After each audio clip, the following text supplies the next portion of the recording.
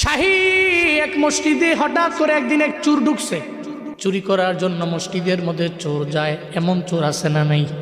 এমন চোর একটা শাহী মসজিদের মধ্যে ঢুকলো। শাহী মসজিদ মানে হলো রাজা বাদশা যেই মসজিদের মধ্যে গিয়া নামাজ আদায় করে, এমন একটা মসজিদের মধ্যে ঢুকলো চুরি করার জন্য। জায়গা মতো গিয়ে বসে রইল মসজিদের মধ্যে। রাজারাও মসজিদের মধ্যে চলে আসছে। রাজাও তো আগের দিনে রাজা ছিল, আগের দিনে রাজারা নামাজি ছিল। আর বর্তমান দিনে রাজারা নির্বাচনের আগে নামাজে যায়, নির্বাচিত হওয়ার পরে আর কাশি দিয়া বাইন্দাও নামাজে নেওয়া যায় না, ঠিক কিনা? কিরে নেতার মাথার মধ্যে টুপি কেন? বুঝো না নির্বাচনের হাওয়া লাগছে তো এই কারণে মাথায় টুপি উঠছে, ঠিক কিনা বলেন? এরপর নির্বাচিত হওয়ার পর এর মাথায় আর টুপি না 14 গোষ্ঠী দেওয়া দেন টুপির, মনে হচ্ছে ঠাম দিয়ে ফিরালাইছে, একই শেষ কাম হয়ে গেছে। আগের দিনের রাজা তো এমন ছিল না, এরা নামাজি ছিল। আপনি দিল্লি সালতানাতের সমস্ত অধিকাংশ রাজার দিকে দেখেন, এক একজন আমলের লাইনে কত আগায়া, সুবহানাল্লাহ। কুতুবউদ্দিন বখতিয়ার কাকি বলেন, কুতুবউদ্দিন আইবেক বলেন, সুলতান মাহমুদ গজনবী বলেন, যেমন আদালতের লাইনে আগায়া, ইনসাফের লাইনে আগায়া, নামাজের লাইনে আরো আগায়া, এমন লিডার। তো শাহী মসজিদে যে ঢুকছে চোর, রাজাও ঢুকছে।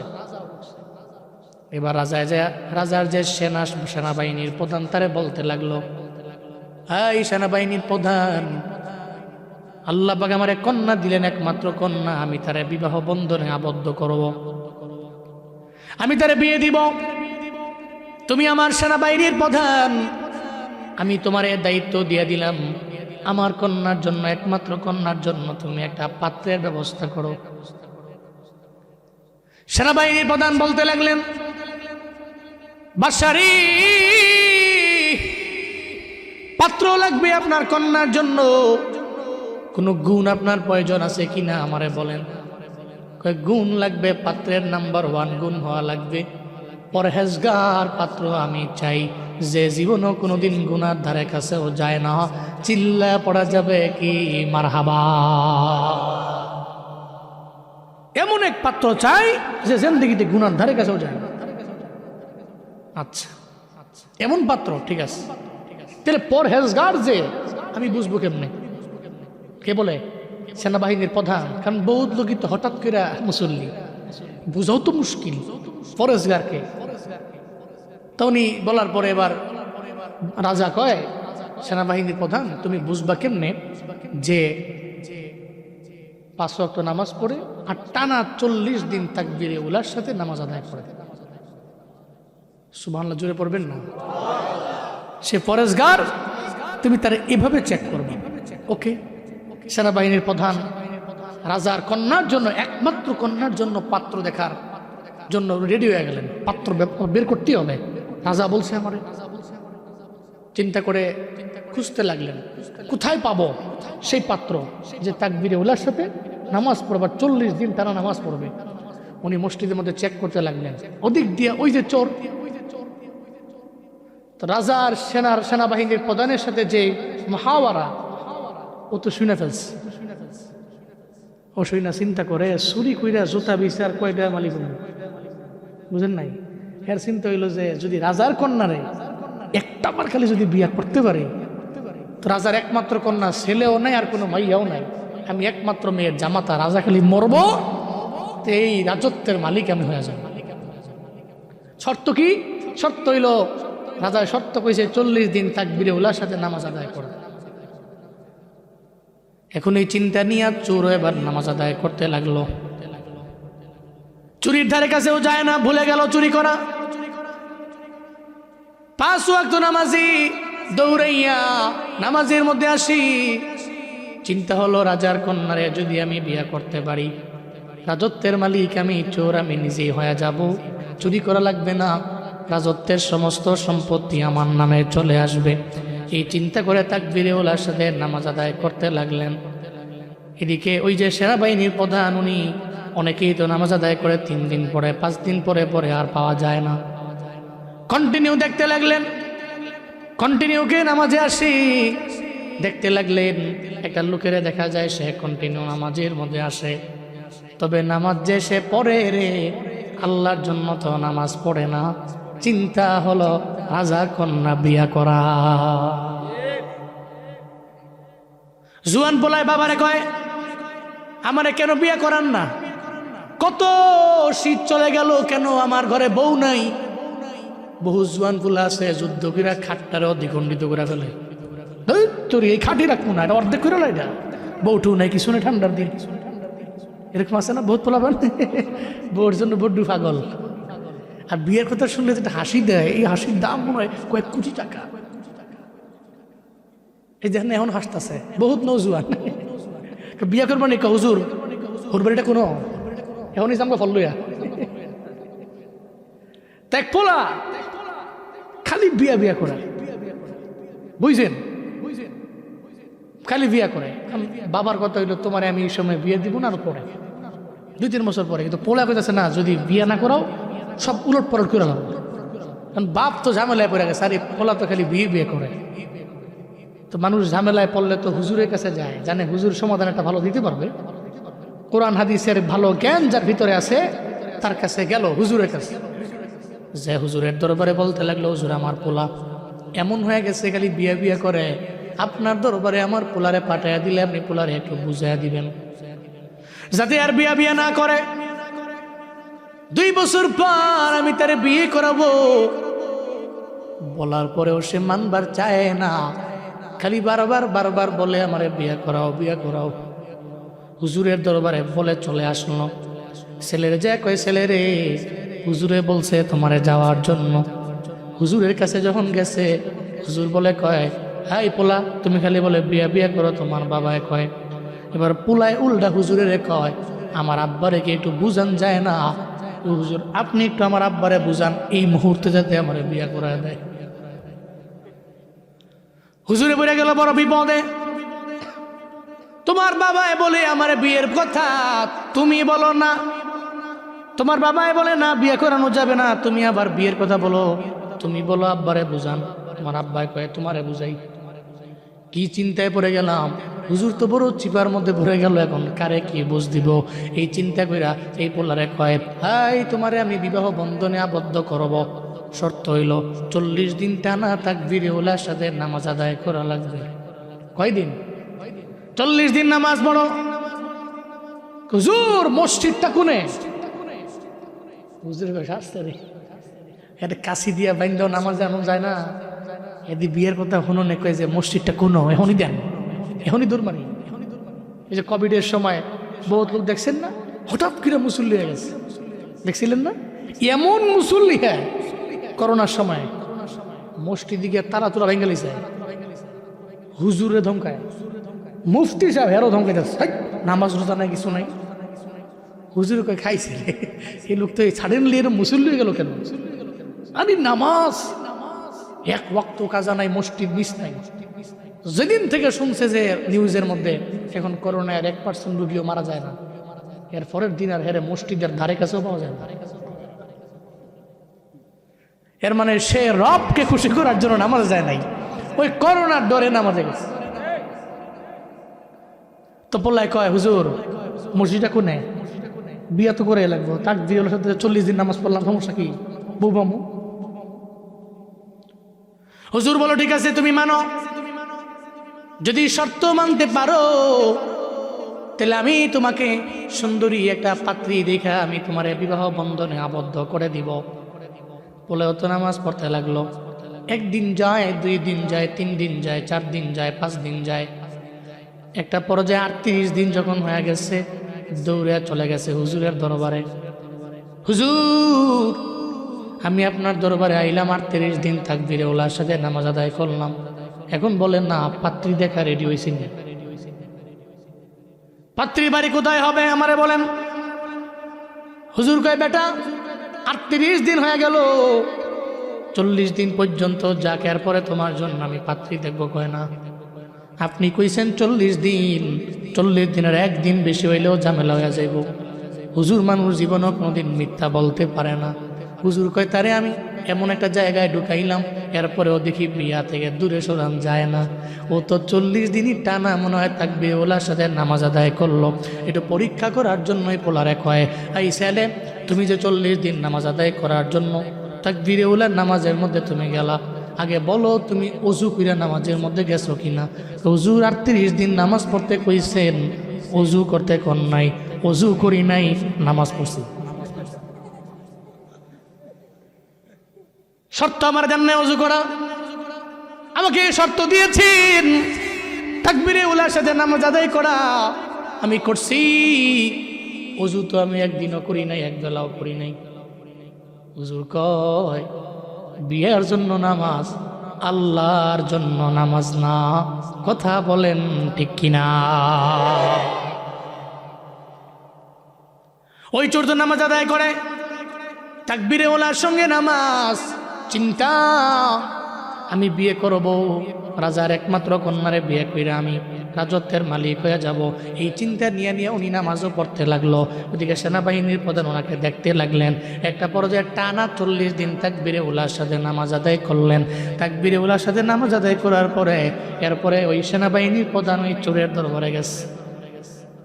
এই আল্লাহর বান্দা, চলো তোমারে ডাকে রাজা, তুমি রাজার দরবারে যাও, রাজার সাথে একটু তোমার কথা বলার বাকি আছে। রাজা কি জানি তোমারে বলবার চায়।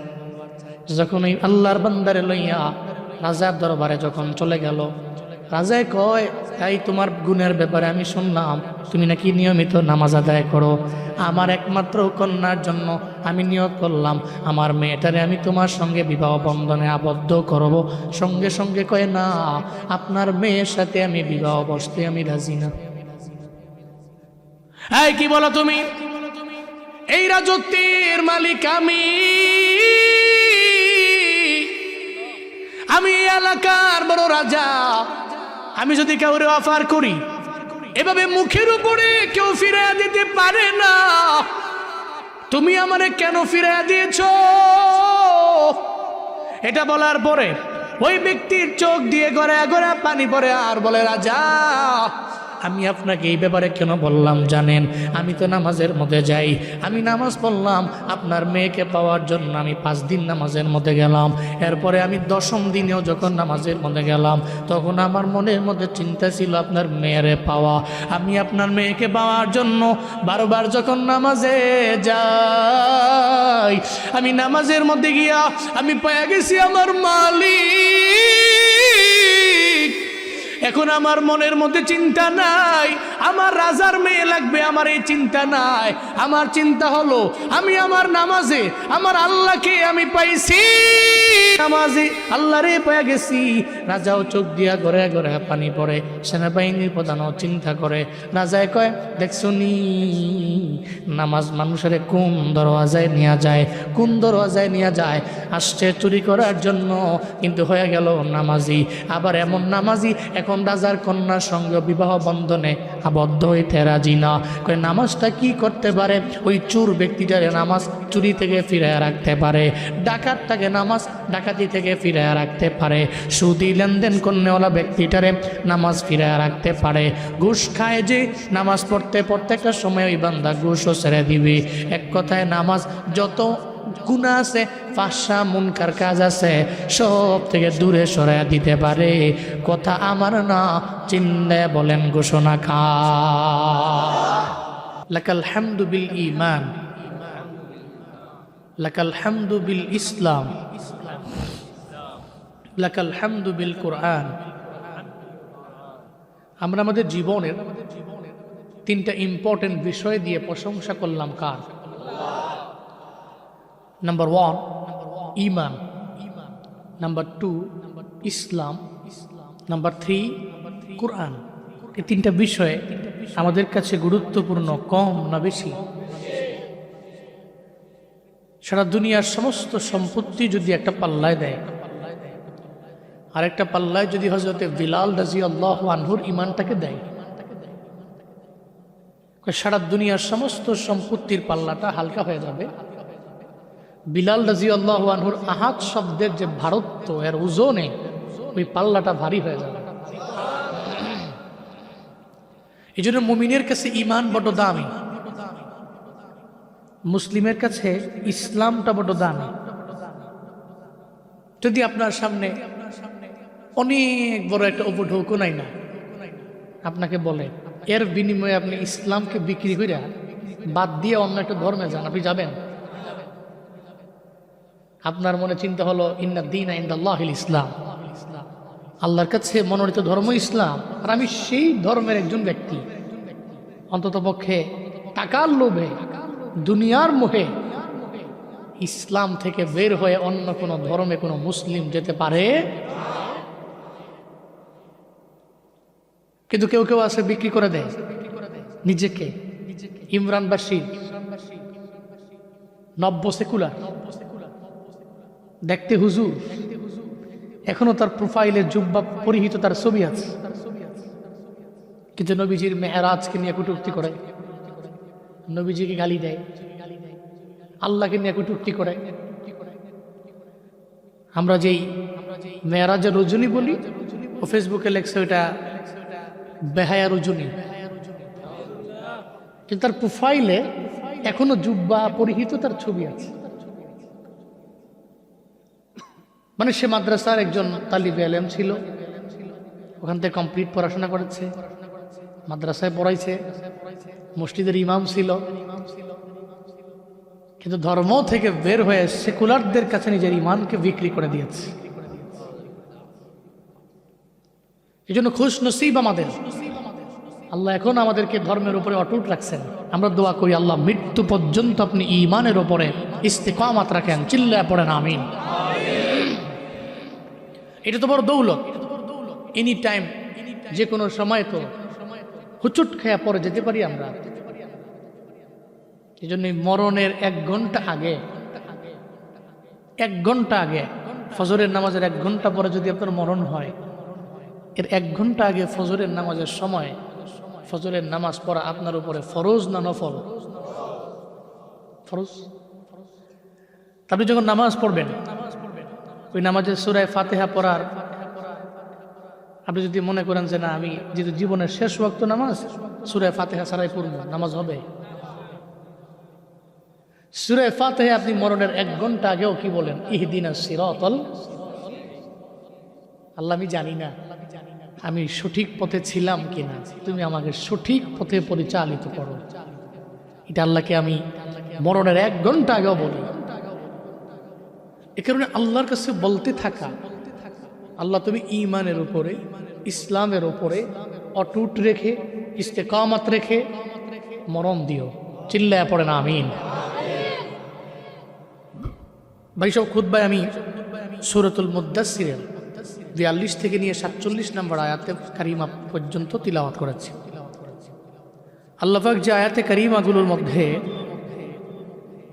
যেটাকে মুহাওয়ারা বলে, মুকালামা, ডায়লগ, কথোপকথন, আমরা যেমন সাক্ষাৎ হলে বলি দুইজন বেয়াই মোলাকাত হয়েছে, আসসালামু আলাইকুম বেয়াই, বালানি বালা, বাড়িত বালানি বালা, এই যে জিজ্ঞেস করি আমরা, এটা মুহাওয়ারা। আল্লাহ জান্নাতি এবং জাহান্নামীদের যে একটা মুকালামা আল্লাহ সেভাবে বয়ান করছেন, আর এটা দিয়ে স্পষ্ট জানাইছেন জাহান্নামীরা কোন দেশে কোন দোষে জাহান্নামী, জান্নাতীরা কোন গুণে জান্নাতি। আচ্ছা, আমরা প্রত্যেকেই কি জান্নাতি হতে চাই না? কারা কারা জান্নাতি হতে চাই? দো হাত তুলে আল্লাহকে দেখাই। আল্লাহ তুমি কবুল করো, মঞ্জুর করো। আল্লাহ তুমি হাসরের ময়দানে তোমার পাশে একটা ঘর আমাদের বানায় দিও, চিল্লায় পড়েন আমিন। তো দল দুইটা, আবরার ফুজ্জার, দুইটা দল। সুজা কথা আর কি, যেটা আমরা সুজা বুঝি। ইন্নাল আবরার লাফি নাঈমিন ওয়া ইন্নাল ফুজ্জার লাফি জাহিম। এক দল হলো নেক আমল করনেওয়ালা, যেই নেক আমল করনেওয়ালা বান্দা জান্নাতি বান্দা। আর এক দল গুনাহ করনেওয়ালা, যেই ব্যক্তিগুলো জাহান্নামী বান্দা। দল হলো দুইটা, ফারিকুম ফিল জান্নাতি ওয়া ফারিকুম ফিস সাঈর। একটা দল জান্নাতি আর একটা দল হলো জাহান্নামী। এটাই হলো সোজা আলাপ। একদল আবরার জান্নাতের পথের পথিক, আরেক দল গুনাহ করনে ওলাও জাহান্নামের লাইনে আগেয়া। তেলে যে নেক আমল করে ওই বান্দা জান্নাতি বান্দা। জান্নাতে যাওয়ার জন্য একটা ব্রিজ পার হওয়া লাগবে, এই ব্রিজের নাম হলো ফুলসিরাত। বিজলির আকারে পার হইয়া বান্দা জান্নাতের দিকে আগাবে। আর যে গুনাহ করে আমল নামা ডান হাতে নাই, বাম হাতের মধ্যে আমল নামা, ফুলসিরাত পার হতে পারবে না, জাহান্নামের মধ্যে বান্দা পড়ে যাবে। কথা বলেন ঠিক কিনা? দল হলো দুইটা, একটা হলো আবরারদের দল আর একটা হলো ফুজ্জারদের দল। আল্লাহ পাক বলেন দুইটা দল আমি আল্লাহ ঘোষণা করে দিলাম, পথ আমি আল্লাহ জানায়া দিলাম। তবে তুমি জান্নাতের লাইনে আগাও, জাহান্নামের লাইনে আগাও না। কারণ জান্নাতে গেলে বাবা রবের মুলাকাত, সব নিয়ামত জান্নাতের মধ্যে পাইবা। কিন্তু জাহান্নামে যদি যাও, আল্লাহকেও মুলাকাত, আল্লাহর মুলাকাতও পাওয়া যাবে না। জাহান্নামের মধ্যে কোনো জান্নাতি নিয়ামতের ঘ্রাণও নেওয়া যাবে না, ঠিক কিনা? এক কথায় কিচ্ছু পাওয়া যাবে না। তাহলে জান্নাতের কথা নাও। কিন্তু হাসরের ময়দানে যারা জান্নাতি আর যারা জাহান্নামী, তফাৎ তো অনেক। জান্নাতি ওর তো কপাল ভালো, যে জাহান্নামী ওর তো নসিব খারাপ। তো যারা জাহান্নামে যাবে, আল্লাহ পাক জিজ্ঞেস করবে আমি কি তোমাদের উপরে কোনো জুলুম করছি? একটা আছে না জমিনের মধ্যে কেউ বিচার করে, কারো বেলায় কম করে, কারো বেলায় বেশি করে। সমাজেই তো আছে, মাতবর বিচার করে, ধনীর পোলার বেলায় কোনো বিচার নেই, গরিবের পোলার বেলায় 16 আনা করে। আছে না নাই? কিও মাতবর ধনীর পোলায় দিয়ে সেম অন্যায় করলো, বিচার করলা না, কয়ে বুঝো না, অত ধনীর পোলা। গরিবের পোলায় বেলা করলা, গরিবের পোলা, নিম্ন শ্রেণীর লোক, ওর বিচার করায় করায় করায় গন্ডায় 16 আনা করব। জমিনের বিচারকরা এরা ডান বাম করে। আল্লাহ জিজ্ঞেস করবে জান্নাতে দিলাম যাদের, তোদের জাহান্নামে দিলাম। আচ্ছা বলো তো, আমি আল্লাহ কি তোদের ইচ্ছা করে জাহান্নামে দিছি, না তোমরা কোনো দোষে জাহান্নামে গেছো? তখন এরা নিজেরাই বলবে আমরা তো আমাদের দোষী জাহান্নামে আইছি, আল্লাহ তো ইচ্ছা করি আমাদের জাহান্নামে দেন নাই। কারণ আল্লাহর জাহান্নামে দেওয়াতে কোনো লাভ নাই, জান্নাতে দিলেও আল্লাহর কোনো লস আছে? আছে। فَيَغْفِرُ لِمَن يَشَاءُ وَيُعَذِّبُ مَن يَشَاءُ وَاللَّهُ عَلَى كُلِّ شَيْءٍ قَدِيرٌ। চিল্লা জোরে করে পড়েন আল্লাহু আকবার। আল্লাহর পরিচয়। আল্লাহ বলেন আমি রব, তোর এমন মালিক, আমি আল্লাহ চাইলে যারে মন চায় আমি আল্লাহ তারে মাফ করে দিব। আবার আমি আল্লাহ যারা চাই না তারে আযাবের মধ্যে গ্রেফতার করতে পারি আমি আল্লাহ। আল্লাহ চাইলে তোমার জান্নাতি বানাবে, জাহান্নামী বানাবে। কারণ সর্বময় ক্ষমতার মালিক একজন, চিল্লা বলেন তার নাম। আল্লাহর পারমিশন নেওয়া লাগে না। হাসরের ময়দানে বলবে জান্নাতি নেক আমলের বিনিময়ে জান্নাতে যাও। এই গুনাহগার, তুই গুনার কারণে জাহান্নামের মধ্যে গেলা, কেন গেলা? মা সালাকাকুম ফি সাকর, কিসে তোমার জাহান্নামের মধ্যে নিয়ে গেল? কোন দোষের কারণে তুমি জাহান্নামের মধ্যে গেলা বলো না। জাহান্নামীরা বলবে আল্লাহ তো আমাদের উপরে কোনো অবিচার করেন নাই, আল্লাহ তো এমন রব, এমন মালিক। আলাইসাল্লাহু বিআহকামিল হাকিমিন। পড়েন আল্লাহু আকবার। আল্লাহর চাইতে এমন দামি বিচারক কেউ নাই। আল্লাহ তো আমাদের উপর অবিচার করেন নাই। মহান আল্লাহ আমাদের উপরে বিচার করলেন, আদালত করলেন, ইনসাফ করলেন। জাহান্নামে আইলাম, আল্লাহ পাক যাদের জান্নাত দিয়েছেন এরা আমলের বিনিময়ে জান্নাতে গেছে। আমরা জাহান্নামের মধ্যে আইলাম, আমলের লাইনে আগাইতে পারলাম না, এই কারণে আমরা জাহান্নামে আইলাম। কয় বলো কি দোষ তোমাদের? এরা নাম্বার 1 জানায় দিবে, ক্বালু লাম নাকু মিনাল মুসাল্লিন, জমিনের মধ্যে আমরা নামাজি ছিলাম না। হুজুরেরা বারবার নামাজের বয়ান করলো, হুজুরের কথা কোনো পাত্তা দেয় নাই, এক কান দিয়া ঢুকায় আর এক কান দিয়া বের করে দেয়। বয়ান শুনে ঠিক তো নামাজ পড়ে না, শোনার আগেও নামাজ পড়তো না, পরেও নামাজ পড়ে না, এমন শ্রোতা আছে না? না, এলাকার মধ্যে বয়ানের অভাব নাই, ফজরে মুসল্লি নেই, কেমন উল্টো হয়ে গেল না? বয়ানের অভাব নাই, বক্তার অভাব নাই, শ্রোতার অভাব নাই, কমিটির অভাব নাই, মাহফিলের অভাব নাই। ফজরে একটা কাতারও পূর্ণ হয় না, কেন? কারণ হলো মুসল্লি সামিন চিন্তা করে আমি এক কান দিয়া ঢোকাবো আর এক কান দিয়া বের করে দিব, হুজুররা এমন কথা বলি। তবে বহু মানুষ আছে বয়ান শুইনা গিয়া নামাজ ধরে, আছে না নাই? বয়ান শুইনা নামাজে যায়, বয়ান শুইনা রোজা রাখে, বয়ান শুইনা আমলের লাইনে আগায়।